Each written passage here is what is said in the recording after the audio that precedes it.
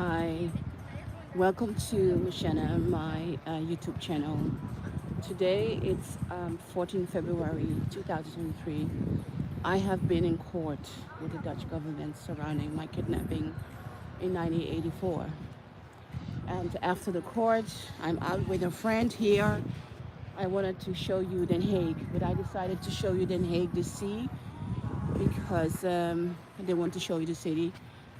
And I wasn't planned I wasn't planned to go into the court room because I was too scared that I was going to be angry and losing it, emotionally losing it. And there were things that I wanted to say. My lawyer and I, we really had a problem together. Later we talked it out.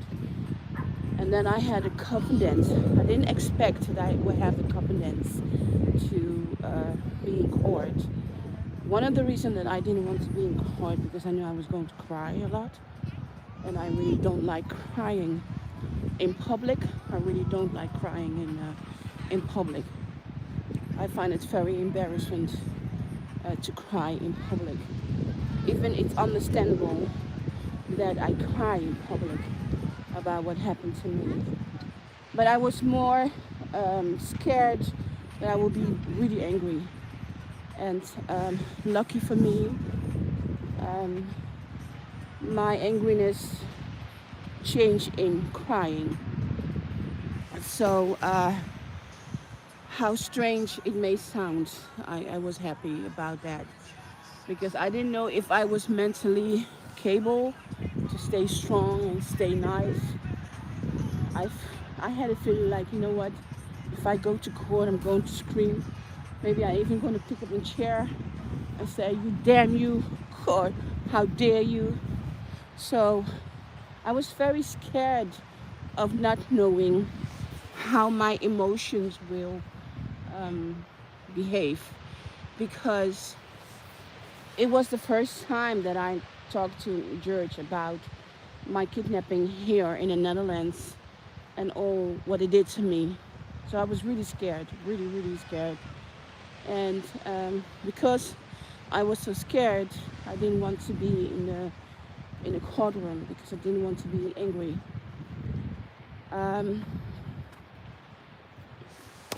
A lot of things that I'm dealing with is confidential. I cannot totally go on my YouTube and just tell everything because that's not the way it works in the law. You know, you have to respect the judges and the privacy that goes with a case like this. But it was very emotional. It was the same emotional to me when I went to court in America and claimed my share of the inheritance of my father. It was also a dramatic moment in my life, realizing that there will be no more closure with my father, Michael Jackson, that was it. And claiming my inheritance right because his lawyer people were calling me, asking me please to go and claim my inheritance by Michael Jackson. One of the reasons that I claimed my share of the inheritance of Michael Jackson because I didn't want to receive phone calls that the people were telling me, we know you are the sugar daughter of Michael Jackson. I didn't want to hide my secret. So one of the reasons that I went to court to claim my share of the inheritance because I wanted people to know that they couldn't get me for blackmailing and all the things. And I did that really well. Very proud of myself that I did that. Also because friends of my father, Michael Jackson, they were not there when I was born, but they knew that Michael and me, my dad, had a relationship and that I should fight for my share of the estate. And that was really crazy that time.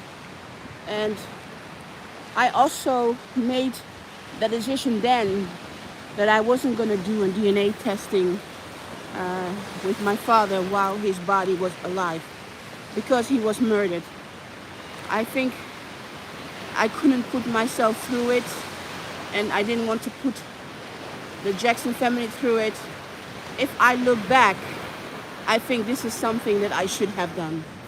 If I should have done going asking for a DNA testing while the body of my father wasn't buried yet. Sometimes I'm thinking maybe the Jackson family, they waited so long because they want to give me opportunity to do it, and then I did it too late. I don't know. I cannot talk for them. Sometimes that's what I think. I wanted to show you this amazing sea. The color of our sea is really beautiful today.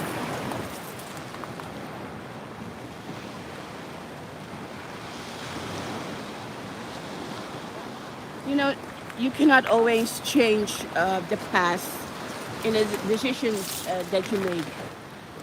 But for me, it's like I feel I made the right choice, because if the world will knew straight away Michael Jackson is my dad, then my son would not have the chance to have the better youth that he had. I think I have always think about my son, about what he needs, and what he needs it was to have an opportunity to grow up without being in my father's Michael Jackson shadow as his grandson, secret grandson. I didn't want media to follow him, but I did want to claim my legal rights of being my father's daughter. And so in that way, I did really make a decision that I don't regret in a big way. So this is something that I feel I really have to share and let you know. Today, being in court with the Dutch government, it's very painful. It will go through one of the most very painful experience in my life. I really felt I was drowning in that court of emotions of what I went through, what I survived. I mean, the government telling, no, we don't have any responsibility. I mean, they built the bridge that I could be kidnapped. They built the bridge that no one listened to me from the child protection. And I made that clear to the judge. And it's very hurtful. You know, it's also always hurtful that I have to say, you know, I know that the people think that I'm crazy saying Michael Jackson is my father, because people don't know, you know. People don't know that I exist, a lot of people don't know. There are people who knows, and they keep it confidential, because that's what you do in the music world. You respect each other. Privacy, you respect each other's secrets. And so being in court, telling the court in the Netherlands, you know, yes, I am the secret daughter of Michael Jackson, and that's it, you know. I know that people find me crazy saying that. And I wrote my book about it, Thriller Betrayal and Thriller the Dark Side of Netherlands, because I want my story to be told, because this is what I remember as a child. For a lot of people, when you say Michael Jackson, they see the superstar. But for me, I was raised that Michael Jackson star wasn't a star. He was a police officer working in America. This is why he had to work in America, because he was a police officer. Even my father had the most beautiful voice, great artist, great guitar player. I was raised that only my aunt Diana Ross was a superstar, and not my dad. So that secret, revealing the secret, when I was kidnapped, when I was brutalized, was really hard for me.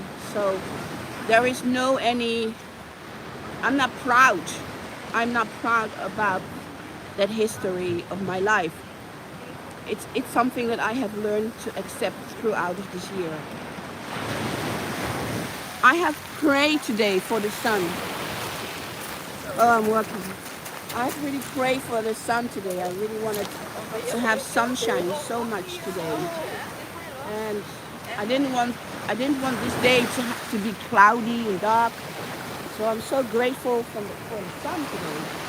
because I know everything that I do today, I will remember forever till the end of my life. And because of this beautiful weather, I will remember this day as a very brave day that I became a very brave woman. And I did not know if I could do it. But I managed to do it. I managed to be in court without being angry. I didn't feel very vulnerable. And Valentine's days, when the first moment when I received the day of the court, I cried. I called my lawyer and I said to my lawyer, can we please not ask for another day? Why do I have to be in court with the Dutch government that doesn't love me on a natural love day, Valentine's Day, 2023? How dare them? And then my lawyer said, we cannot change the day because then we have to wait much longer. So the day was very emotional to me. And I was very angry with that day. 14 February is also the day that I changed the name of my business. I didn't want to change my business name on the 14th February, but the business people said, it's a working day, Mocienne. So this is what's going to be. We're going to change your business name to Ernestina on that day. So this day has now an extra meaning in my life. And it took me time to really deal with it. I'm walking in this beautiful sea of Den Hague. And my heart I'm so heartbroken that it's really hard for me to talk. But I want to talk because, as I said before, my YouTube channel have really helped me to start a healing process about what happened to me and accepting everything that's in life. And today, being in court with the Dutch government, I never expected myself I could do it. I really didn't expect myself to do it, but I did. Somehow, I find it strange to do it. And now, I'm walking in the sea. Really want to share this with you.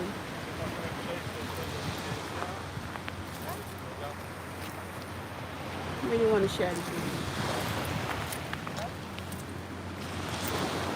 I'm going to put my phone down for a minute.